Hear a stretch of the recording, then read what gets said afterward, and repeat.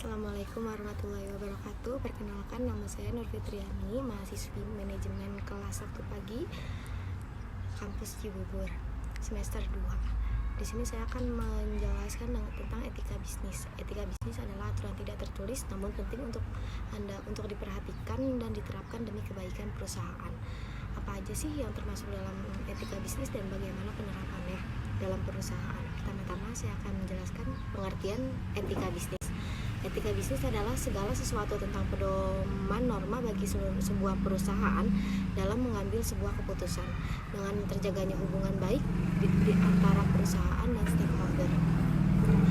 Melalui implementasi prinsip etika, potensi usaha untuk berkembang semakin terjamin. Teori etika bisnis. Secara umum, teori ini berbicara tentang bagaimana perilaku berbisnis. Berikut ini akan saya jelaskan 4 teori etika bisnis. Yang pertama, teori keutamaan. Teori pertama adalah teori tentang keutamaan, memandang bagaimana seseorang bersikap. Yang kedua, teori hak. Seperti pembahasan etika pada umumnya, teori hak berbicara mengenai sesuatu yang pantas dan harus didapatkan oleh seorang individu. Sehingga, jika dilihat dari segi bisnis, segala keputusan yang diambil perusahaan tidak boleh melanggar hak seseorang. Yang ketiga, teori deontologi.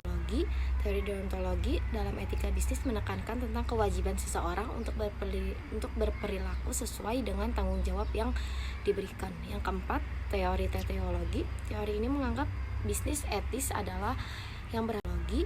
Teori deontologi dalam etika bisnis menekankan tentang kewajiban seseorang untuk berperilaku sesuai dengan tanggung jawab yang diberikan. Yang keempat, teori teleologi. Teori ini menganggap bisnis etis adalah yang berhasil menciptakan keseimbangan dengan baik pada tujuan terakhir, sehingga dalam kata lain teori ini mendasarkan konsep kebaikan. Prinsip-prinsip etika bisnis. Yang pertama, otonomi. Yang kedua, equilibrium. Yang ketiga, free will atau kehendak bebas. Yang keempat, responsibility. Yang kelima, honestly. Faktor yang mempengaruhi etika bisnis. Yang pertama, pressure yang tidak didapat karena persaingan kompetitor. Yang kedua, kondisi ekonomi. Yang ketiga, kesalahan operasional. Yang keempat, pengetahuan individu dan etika. Yang kelima, demand pasar yang tidak sesuai dengan kemampuan perusahaan. Demikian yang dapat saya jelaskan tentang etika bisnis. Semoga dapat bermanfaat khususnya untuk saya dan untuk yang lain. Terima kasih.